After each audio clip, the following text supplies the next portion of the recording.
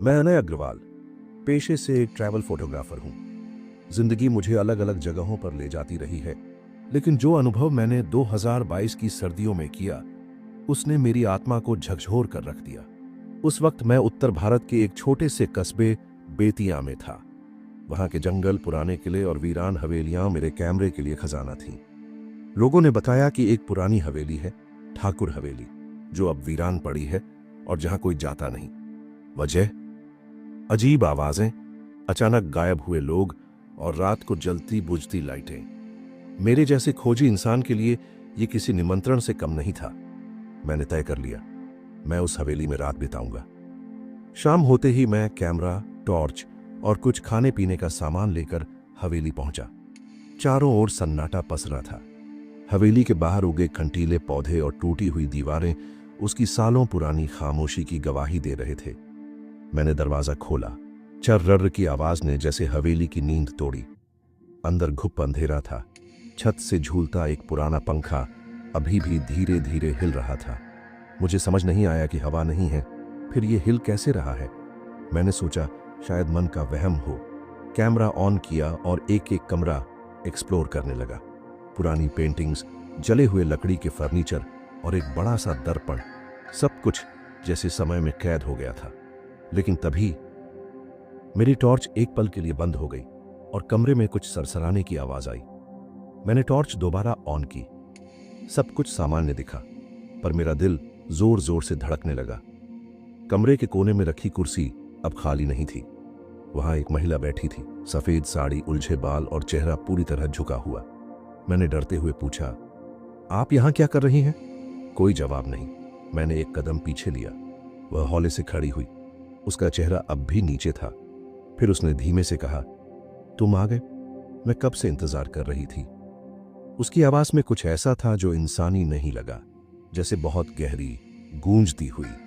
मैंने बिना कुछ सोचे पलटकर भागने की कोशिश की, लेकिन दरवाजा अब अंदर से बंद था। मैंने खींचा, धक्का दिया, कुछ नहीं हुआ। पीछे मुड़ा तो वो महिला अब मेरे एकदम सामने थी।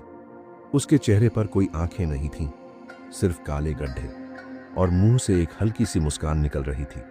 मैं बेहोश होते होते बचा। किसी तरह खुद को संभाला और दीवार से टिक गया। महिला ने कहा, हर 50 साल में कोई आता है ताकि मैं बाहर जा सकूं। मैंने पूछा, तुम कौन हो?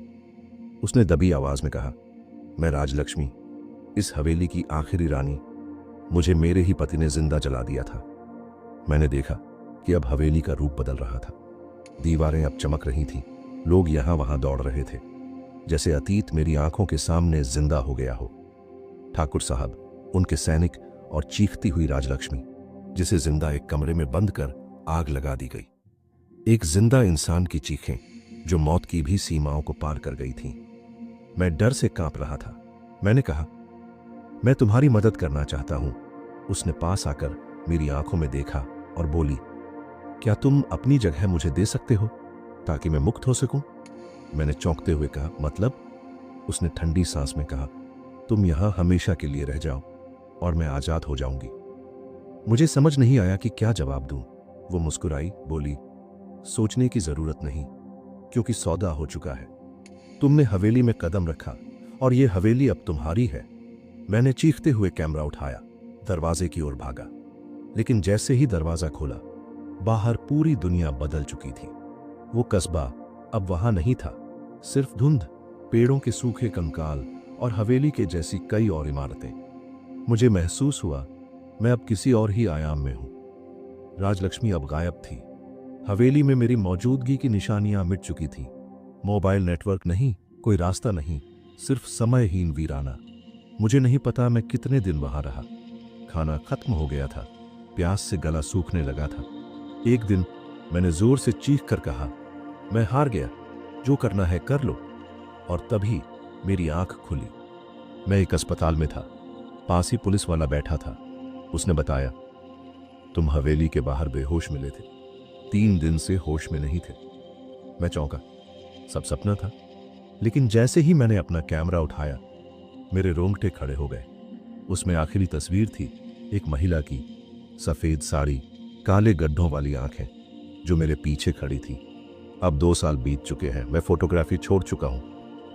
अकेले कहीं नहीं जाता, हर रात नींद से चौंक कर उठता हूं।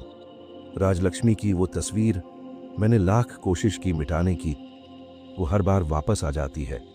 कभी कभी दरवाजे पर दस्तक होती है और एक धीमी सी आवाज आती है, तुम वापस आओगे, मेरा इंतजार मत करवाओ।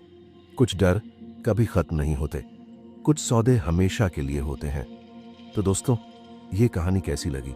अगर आपको ये कहानी अच्छी लगी हो तो वीडियो को लाइक और चैनल को सब्सक्राइब कर लीजिए।